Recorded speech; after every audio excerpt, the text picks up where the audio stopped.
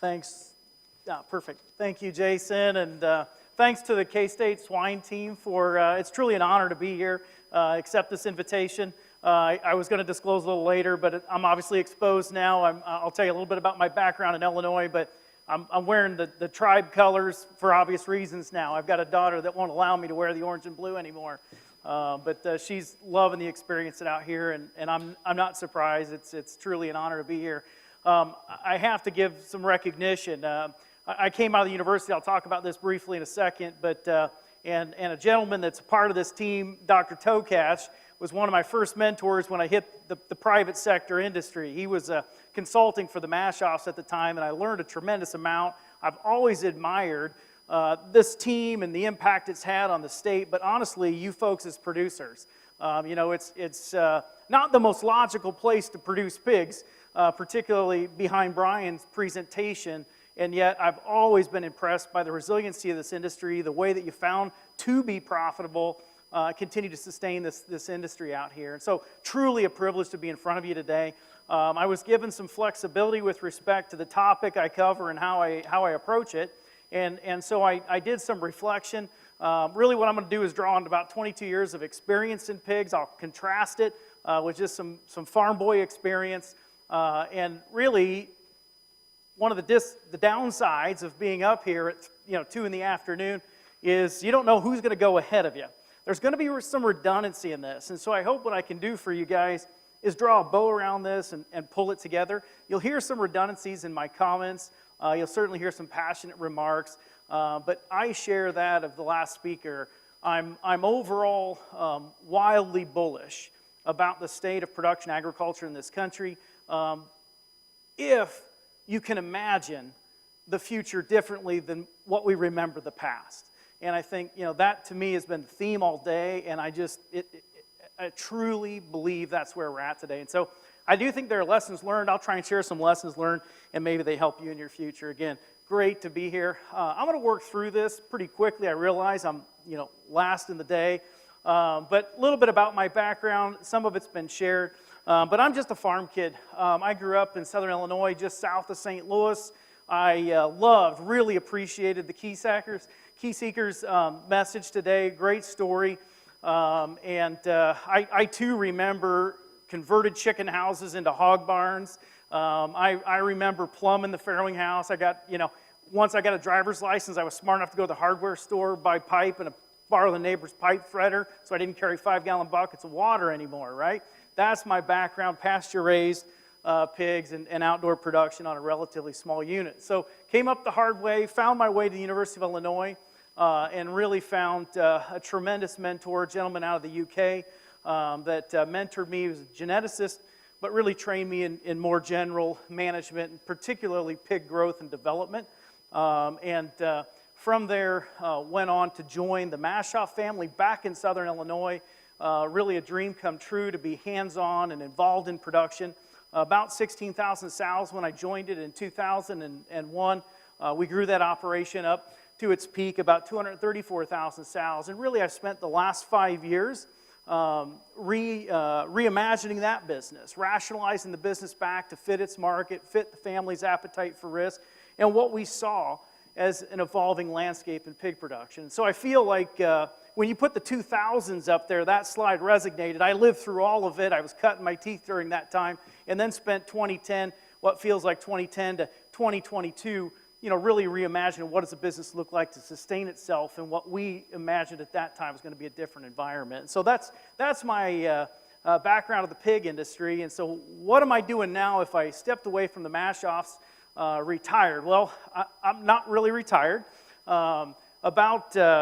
One of the pieces I left off the journey when I went to the Maschhoffs, I found a young lady to marry me. Well, it turns out she's from a cattle operation, and we both thought it was important to expose kids to livestock as a part of raising them in a set of farm values.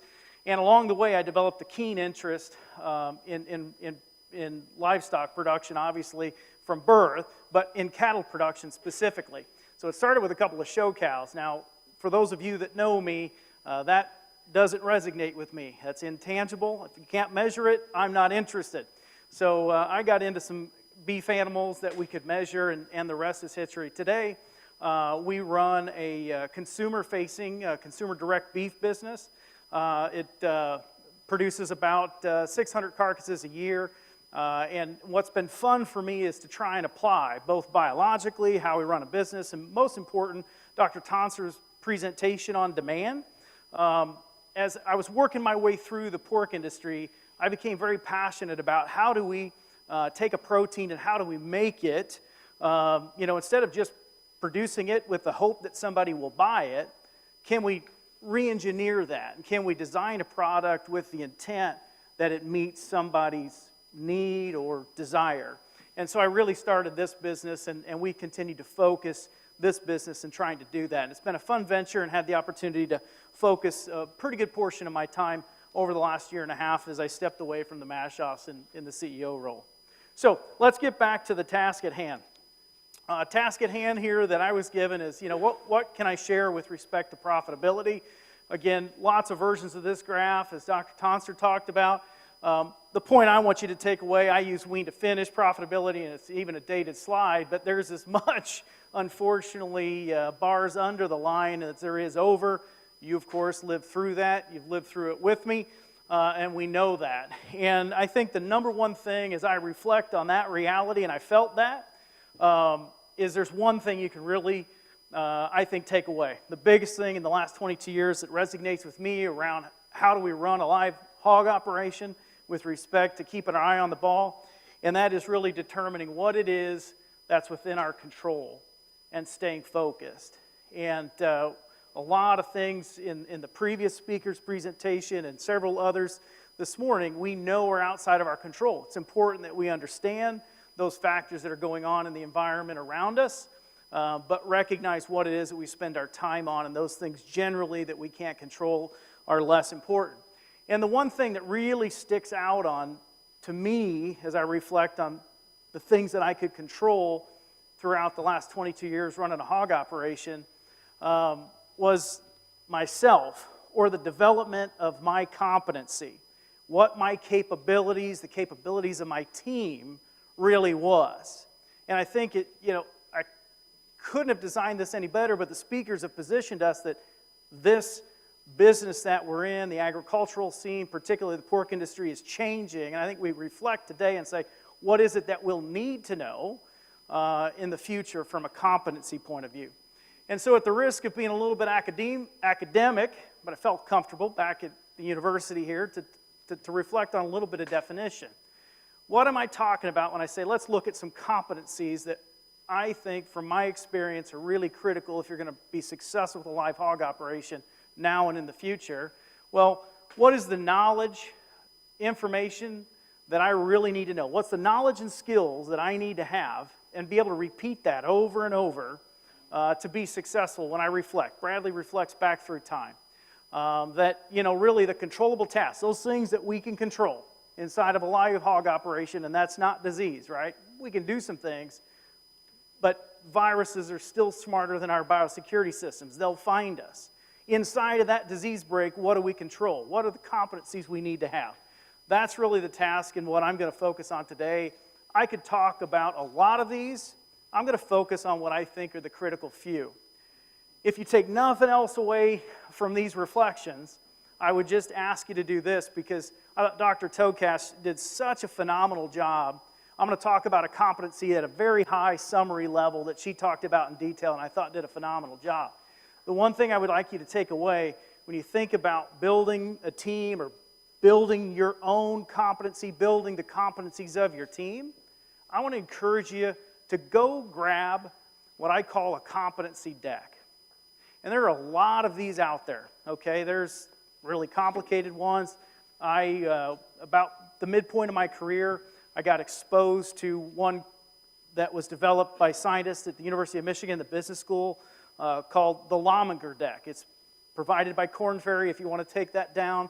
It's a super deck. It's incredibly complex. I don't recommend that you try and leverage it with inside of a team inside of a sow farm. It's pretty complex.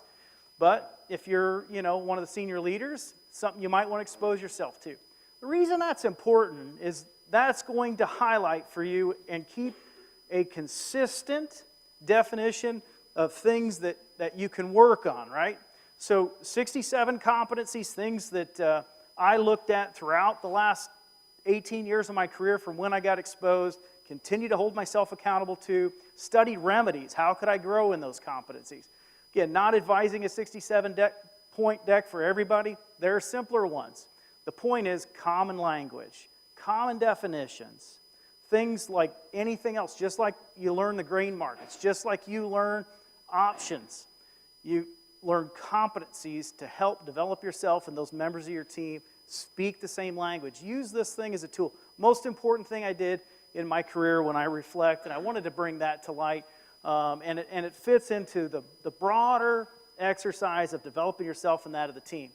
I'm going to focus on 5 from the deck I used. Again, I'm going to make this pretty generic, but I want to talk to you a little bit today about customer focus. I'm going to talk about building effective teams. I won't hold a candle to what Dr.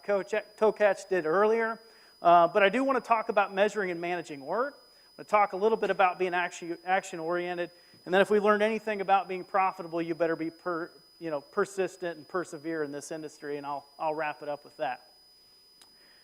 Dr. Tonsard couldn't have set the stage any better in my mind. We have some real realities as it relates to the U.S. pork industry. I talked to the National Pork Industry Conference in July. I gave a more expansive thought on this. I'm very concerned about where we are from the standpoint of U.S. domestic demand. We need that, in my mind, to continue to grow stronger. When I think about how good we've been, we're victims of our own success, right? We have, in my tenure, again, grew up in the late 70s, early 80s, pasture-raised pigs. I think about, the fat, lard-type hogs we had in the 80s, the advent of European genetics, the efficiency, cost containment. We stole things from poultry. We robbed and pillaged from all over the world, various technologies, and we were the global leader in terms of cost of production and what we needed to be long, what China was short, right? And we got ourselves in an awesome position. We were long pork when China went really short. The only problem we've got now is China's short population and long pork, right?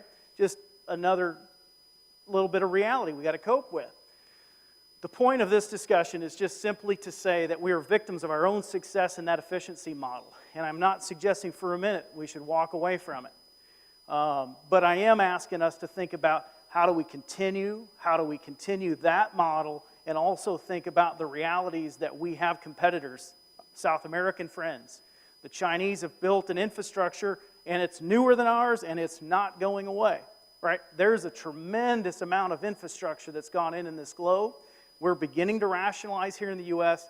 What does that mean to us as an industry? I think we've got a potential page that I think about out of the playbook. I think about U.S. auto manufacturing.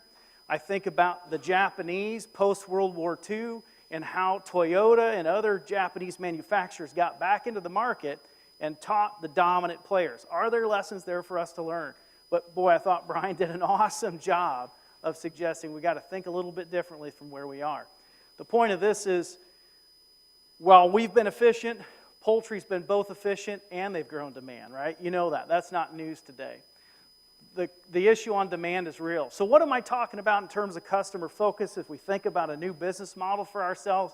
When I reflect back, the biggest thing that nobody trained me for in graduate school, but you got in the business, you started to produce at our peak, 5.4 million hogs a year. You got to figure out who was interested in the market to buy that and become really customer focused.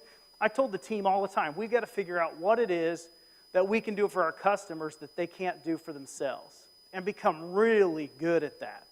It was mentioned this morning, we certainly got some, price discovery challenges as it relates to, depending on what you're selling, live hogs, carcasses. And I'm not here to suggest that, the solutions there are simple.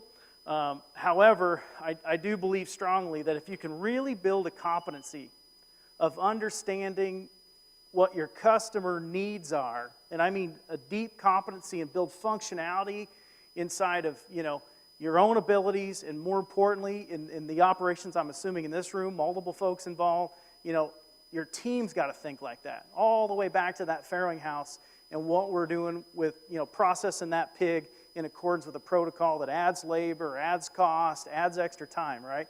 It all has to fit together and be a part of that value proposition. And I can't emphasize that enough. If there's no other competency you remember me talking about today, I would never have appreciated it coming off of a farm in Southern Illinois and walking into the Maschhoffs. But once again, having to deliver 5.4 million pigs to the market during COVID, it was mentioned, you really start to figure out you've got to be good at starting from that demand equation, understanding what your customer needs. And the thing I point to, I won't belabor this, but Brian mentioned it too. It's about our value proposition. And if you haven't, as a leader, farm manager, by the way, this applies if you're a sow farm manager, managing a group of finishing barns.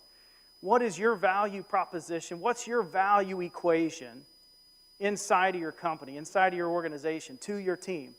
And ask yourself, is it volume? I can tell you, there was a point at the Maschhoffs, volume was probably one of the bigger variables for me as I thought about our customer focus or our competency as it relates to servicing our customers. Is it cost? Is it quality? Is it service? I really think the value proposition is some makeup of those four, if I were to oversimplify it. And I encourage you to really think deeply about what are the things that you do in your operation, what things can you be doing in your operations, what things should we be doing. Dr. Tokash and I had a brief discussion over lunch, about what it is that drives the U.S. industry maybe towards, at least certain segments of it, towards a more quality-focused endeavor. I'm not up here, to suggest that you go jump off that cliff blindly and, breed Berkshires and they will come. That's not what I'm suggesting. But I am suggesting, are there ways for you, to experiment? Are your customers looking for smaller populations of pigs with different attributes? Can you begin to experiment? More of the same, right, won't be the answer to the future if you buy what has been sold today. And so I think when you think about your value equation, what is it? How will it change? What can you do? Again, Dr. Tokash did an awesome job of this. I'm not going to reinvent the wheel, but I will say behind the customer and understanding what it is we're waking up to every day, bringing your team along with driving that value equation, you've got to have a team alongside of you. And obviously, again, I'm trained as a scientist, right? 9 years at the university, trained in growth and growth biology. This isn't something that came natural to me, and I had to work on this. And again, Dr. Tokash gave us all the details. But for me, what I always see the team respond to is understanding what is our purpose. And we heard that, I thought it was really telling that the key seekers today were, obviously have seen it all. They've seen, all the weathers and storms of 70 years. But it was very clear to me there has always been a sense of purpose, what they were in it for, starting first, obviously, with their family's success and a set of values that they live, but, for their employees, there has been a purpose there. And clearly, looking at the retention of the folks on their team, they're aligned to that purpose. They wake up every day despite, snow on Christmas, PED on Easter, you name it, right? We all know what happens in this business, but they all, manage the mortality through it all to get to that purpose. And so, do you have a purpose for this team? I've always been impressed when a team has a purpose, what we can accomplish. And then communicate wins. Not something I'm good at as a scientist, right? Love to talk numbers. Give me as many numbers, give me as much analytics. I'll just engage with you all day long. Talk about what your firstborn's doing, what your plans are for your grandkids' vacation. That's just not intuitive to me. Those things can be learned, and I have found to really enjoy a lot more in life 20 years later by developing the ability and frankly value it much more than what I even sometimes look at my own damn P&L these days. And while that may sound strange, I truly believe that it's the people side of this business. I couldn't say it nearly as well as Lisa did this morning. The final thing I'm probably, as it relates to people that I'm most proud of, and trying to make this tangible and somewhat quickly today, This is something I'm probably, most proud of, to put my, money or show you, the time I spent where my mouth is going today. While I was at the Maschhoffs, I'm most proud of this young lady who started. This is Terry Foster, and Terry was a part of the team with me. I think she was part of my team for about 16 years. Started, in recruitment and as vice president of people and culture as I left last year. And, the thing I'm most proud of is we really conceived this idea when I challenged her, what was her vision I wanted to bring her on as my colleague in a vice president capacity as we were redesigning the organization a few years ago. And I sort of said, think about this business as your house. What do you want, the people inside of your home to experience? And obviously I'm talking about in the context of the farm at the Maschhoffs. And if you've not thought about that, it was one of the most enriching endeavors we did. We got past Terry and I thinking about that. We took it to the all the way down to the barns, all the way down, and I say all the way down, it's really all the way up, and that's where the work gets done. But we made sure that this question got out there. It was amazing what we learned, much like the survey this morning. And again, we're all in touch with it, but sometimes you really got to put it black and white. And then the challenge of thinking, how do you build the house? How do you build the house with that capability? It's not easy, and I suspect they'll be endeavoring it. But for us, the main pillars were a culture of caring, and really understanding that if we care about our people, their care for the pigs becomes second nature. The pigs are, you spend so much time. I spent the first half of my career talking to, I love animals. I mean, here I am today, I'm still pulling calves last week, right?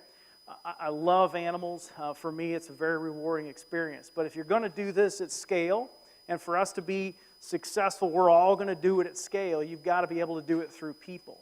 And so to have the competency of building an effective team, figuring out how to motivate them, and getting them to care for one another, and understanding that, it's not a focus on the animal, but if we care about the people, we all understand we have a purpose, the animal will get taken care of. That's hard to do. That's a journey in hope in some ways, as you endeavor it. I will tell you, after 22 years, I don't believe there's anything more powerful. Support their growth. That's what I'm telling you today. Think about this competency deck. You go procure the deck that works best for you and your situation, but keep it on the center of your mind and challenge your employees to embrace it and work with it. I'm going to move on from here. I told you there was going to be 5 competencies. The third one that I reflect on and think about was probably most important in the past 22 years. It was really about managing and measuring work. So because I already told you, I love numbers. I love to look at things analytically. I love to understand it from a lot of different ways. And we've been doing this in the pig industry a long, long time. There's probably 2 things I want to make sure I impress upon you, and you probably do this well today. One is you can overdo it.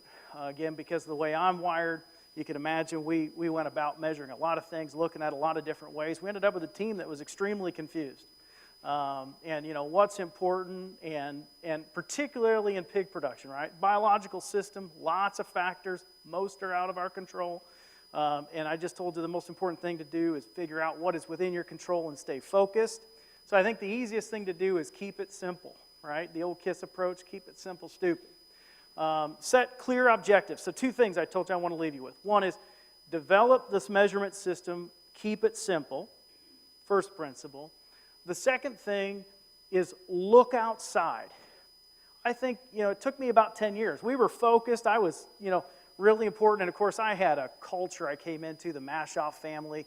Mike and his team can tell you that, they've been measuring things. The K-State folks helped them long before I came measure things to a T, extremely competitive. They've never played for second place. So measurement was sort of second nature. But as the business grew, we became challenged with how could we measure it more comprehensively? How could we continue to measure it in such a way we got smarter about our operation? The only challenge was after doing that, we became pretty good at that. Okay, so that's dimension 1. You need to measure yourself. We got better. We got incredibly good at what we did as a function of measuring. The problem is, about 10 years down the road, we were so focused on growth, we had a plan, we had a strategy, we were coming through all those 2000 challenges. We took, every time the industry went down, we said, well, this is our opportunity to go up, right? We had an internal measurement stick. We were rolling right on along. Along the way, we forgot to look at that measurement relative to the outside world. So 2 elements of measurement. Develop one, keep it simple, works for you.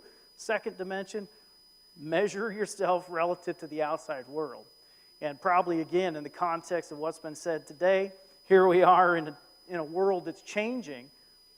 What do you pick to measure yourself against? I think that's the big challenge we all have. And again, I'm trying to give you some ways that I think about it. I think it's, diversify the way, and again, customers. I showed you 3, and I kind of missed that important nuance of that point. One of the way I thought about customer focus, we certainly, hedged the cash flow every day. I woke up, found ways, the cheapest, way to hedge that cash flow.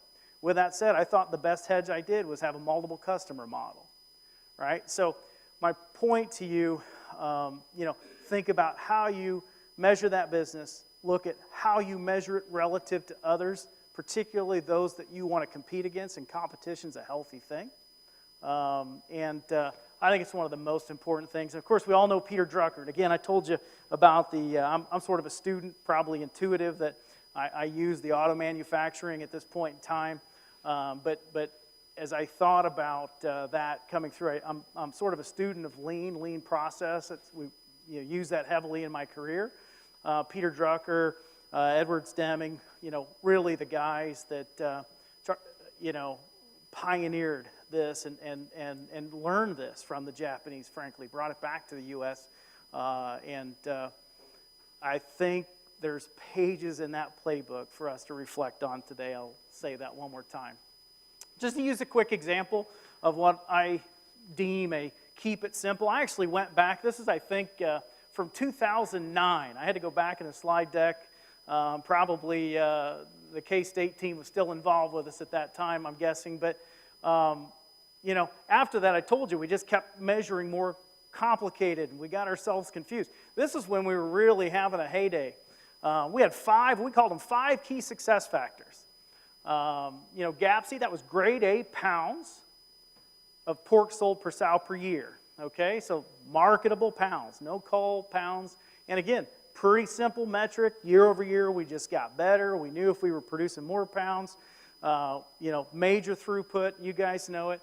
It kept us focused. Value share was a measure of our customer focus. That's really a function of sort loss. It's the amount we shared with our growers for sorting pigs. Feed cost per pound, right? Number 1 cost, largest cost in our P&L. And we drove that sucker down, used science, again, managed the hedge position, yardage costs, and then sustainable practices. This is back in 2009. We got more complicated with this. When I reflected for this presentation, I think if I had it all to go over again, I'd go dust this thing off from 2009. I'd continue to run the business today. Now, I'd change, like I said. I think the business going forward is going to have to not only be efficient, low-cost producer to compete on the globe, but it's going to have to think about where there are new demand opportunities. How do we augment that value equation as an organization if I were, developing it today, right? It's changing. The world around us is changing. But the old keep it simple approach, 5 key metrics, worked a treat. And I mentioned AgriStats. I will back up just a second on the front slide here. Many of you are probably familiar with AgriStats. It's one of the things I'm certain your K-State extension team can also help you with. That's obviously gotten into a little bit of hot water in recent times. But the point is there are other ways to metric your business. And like I said, perhaps, extension here in the state can help.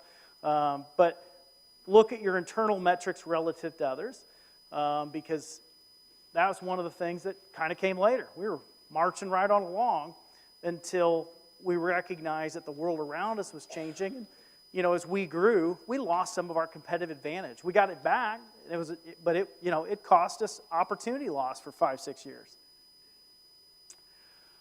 Final thing I'll say that, as it relates to competencies, and I think about measurement. That's why I chose this slide. When I think about the single greatest thing from a competency point of view, and this is not my strong area, but when I think about the single greatest thing that I may not be talking about today from a competency point of view is this notion of artificial intelligence and how it's going to impact our businesses, and particularly in animal ag. I think it's going to be profound. I think it will change the competencies. Again, you're hearing from the old guy here. 5 key competencies over the past 22 years. The next 22 years is going to leverage artificial intelligence, and I suspect there's some of these 5 competencies that are going to be a lot less relevant relative to the technical skills to manage big data sets and manage this whole notion of AI effectively. Who's staying well read on it? Who understands who's making what investments, what the capabilities are? Who in your organization thinks about what's the best data to leverage in decision making? And what filter do you put that data through to make sure that it's quality and that it's, you know, informing those decisions in a way that you want it to?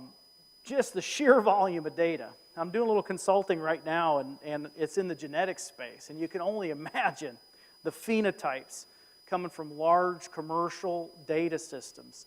And what is likely to be just the sheer management and turning that data into information is mind-blowing. Whole new sets of competencies. You guys are thinking about it, but that's the one thing as I reflected and prepared for this talk, I thought, wow, you know, that's the one thing I wasn't thinking about the last 22 years that I sure am thinking a lot about more today. Boiling this down, keeping us on the move here, so I can talk about customer focus. I've talked about build a team, manage that team through concrete measurement, take the subjectivity out of it. Let's just all talk the facts, right? Those are 3 sort of high-level things. For those of us that have been in animal production, you know the real secret sauce to this thing is keep your boots on the ground and keep those daggone boots moving, right? That's the one thing when I reflected. You can't take that out of this business.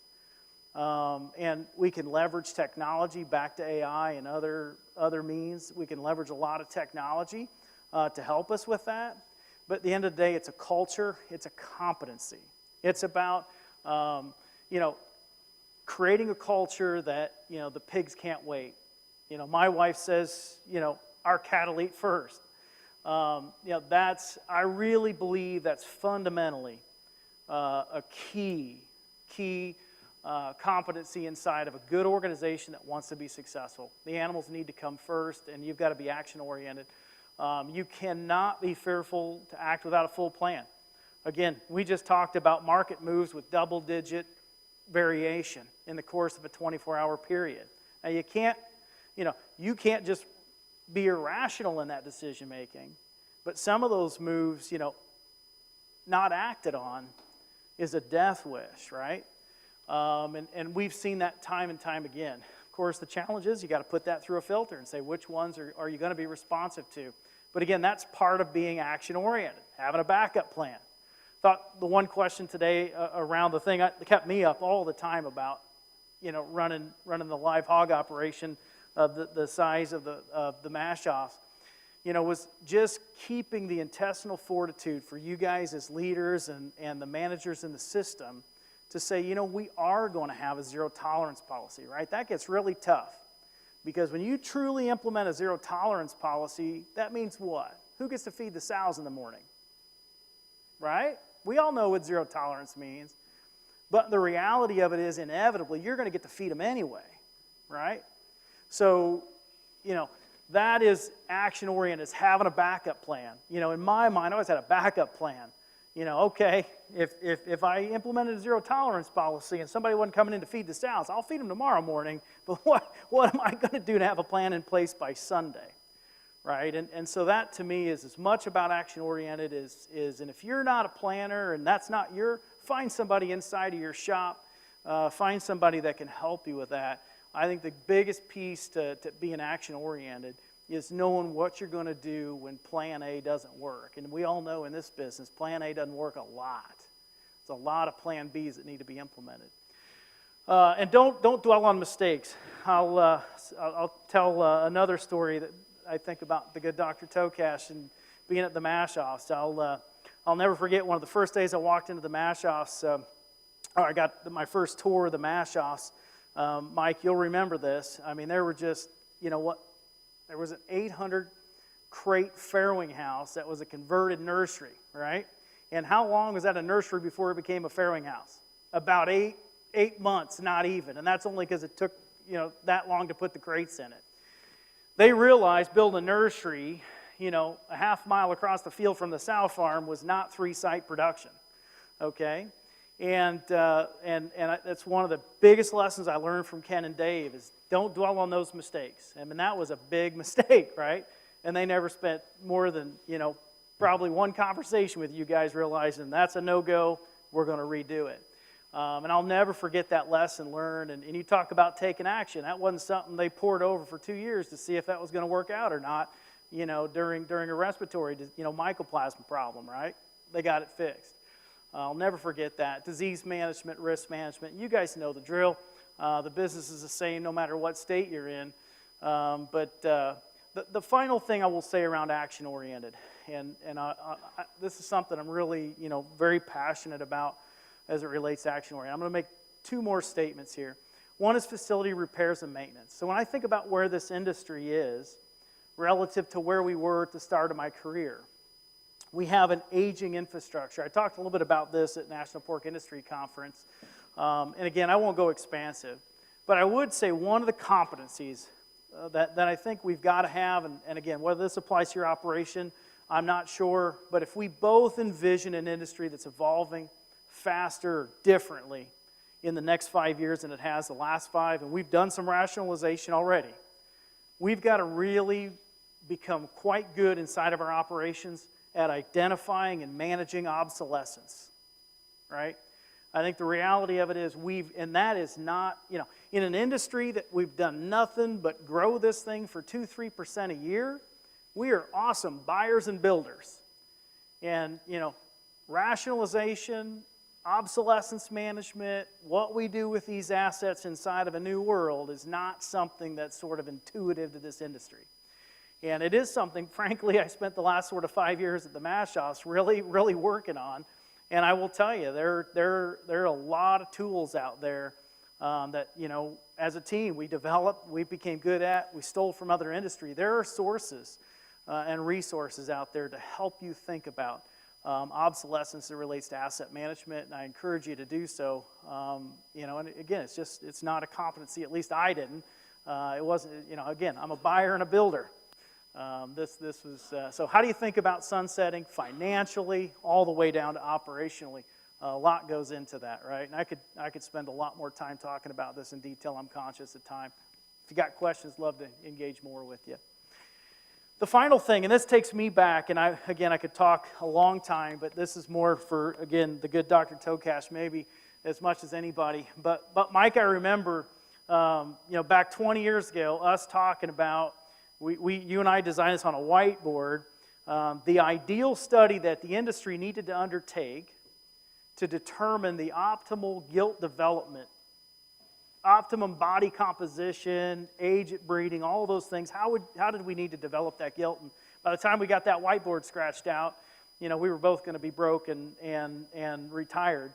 So I guess maybe now's the time, but we should have solved it by now. But the point I want to get at here is this is an age-old question, and it's a big, challenging question.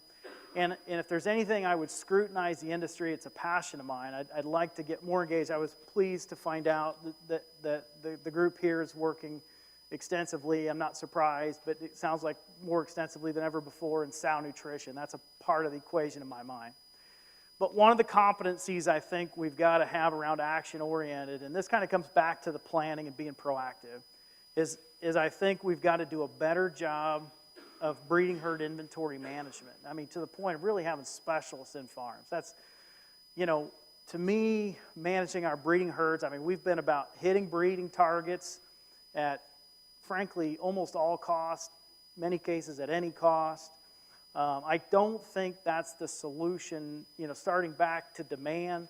That's not going to be the consumer's expectation of us. And from a research group perspective, there's a lot of questions that need to get answered back to the whiteboard session, all the way back to the gilt. But to me, this is something I felt strongly about, and we continue to work towards as a team, and I'm certain the team at the Maschhoffs continues to work in this direction. But really becoming proactive from forecasting, getting out ahead of not just hitting breed targets by the end of the week, but really several weeks in advance, months in advance, forecasting gilt all the way to how we optimize and retain that sow, right? Very complicated equation. We could spend a lot of time on it. I guess I'm going to liken it to Dr. Tonser's discussion this morning around the cutout, right? We know that not all primals are equal to the pork demand equation or, different pallets.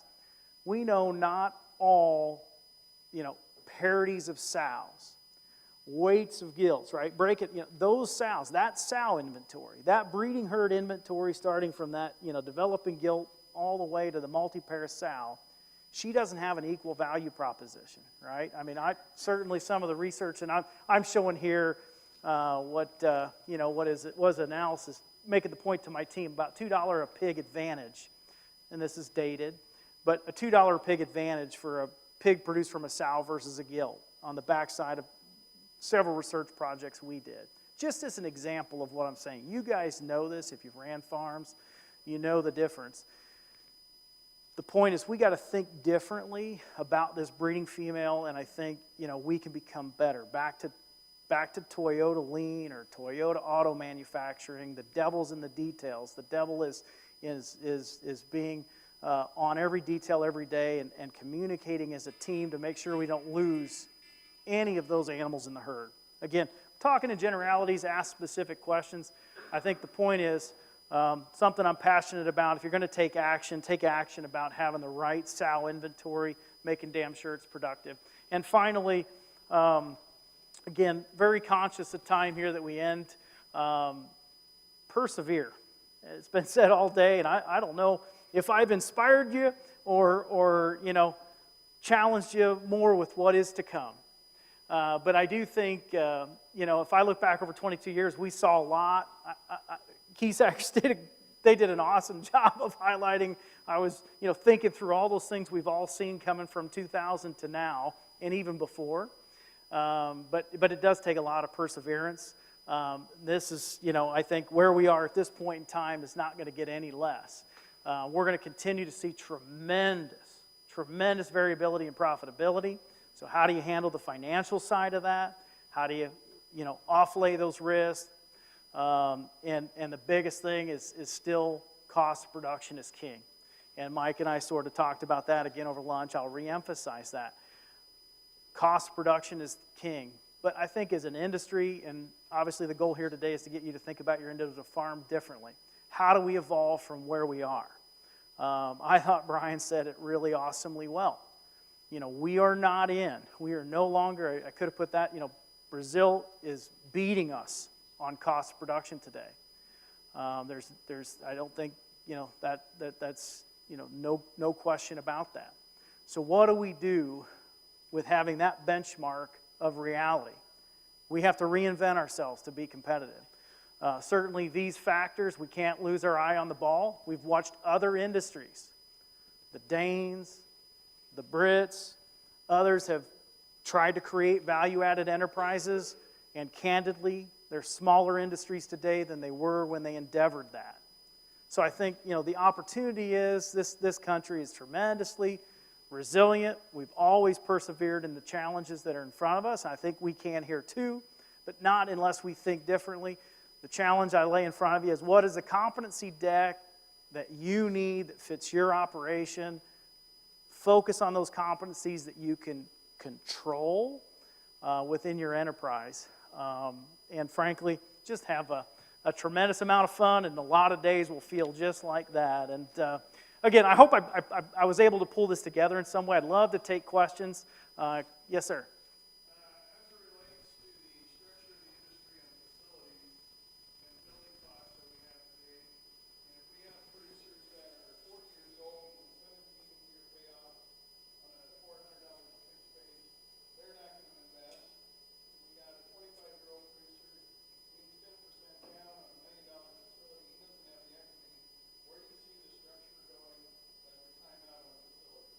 Yeah, well, that's why I say obsolescence plan. Yeah, that's great point. Yeah, so the question is, the reality, I'll try and summarize it, make sure I stay on the question. I think in summary, what's been suggested is we've got an industry with aging assets, aging asset owners. We've got, willing participants wanting to come into the industry with, a thimble full of equity relative to what's needed. And how do we deal with this chasm? Is that fair? That's why I'm orienting us to think about what is our obsolescence plan. Let's start first with the assets at hand. Which assets should and could compete with the future state of this industry? And frankly, there are some geographies, when you think about what's future state of this industry, consumer doesn't expect less with respect to sustainability. So there are places that I don't think can either compete from a cost of production or from a sustainability used broadly, whether that be environmental matters. We need to come to fruition. Some of those assets, we need to be candid. They shouldn't operate. And so that's part of looking at it from an obsolescence point of view. On the other hand, there are other assets in the Midwest, surrounded by corn, surrounded by packing. This chasm, what's a producer going to do in an industry that shrinks, that loses any future interest to even earn sweat equity? What's that asset base, what's that balance sheet look like in 5-10 years, right? So now your mind has to shift and say, well, how do I work with the willing that, maybe doesn't have the equity? I mean, there's a million different ways, but the point is, we're going to have to think differently. If you're a 65-year-old producer and hope's the strategy, that's not a good strategy in my experience in animal production. Hope's never a good strategy. I know I'm not giving you the detailed plan, but the U.S. industry that Dad hands down to son, it's going to look differently. I wanted to ask the key seekers, I won't do it now, but with respect to transition planning, succession planning, that is a huge undertaking in my experience, having worked with the Maschhoffs, on it. This is what I'm trying to point us towards in answer to your question. Embracing resources along those lines. That's not something we traditionally done. We're just going to grow this business by double-digit growth every year, and outrun the tax man, put more concrete in. So I just think that the traditional way that we've thought about it isn't going to work.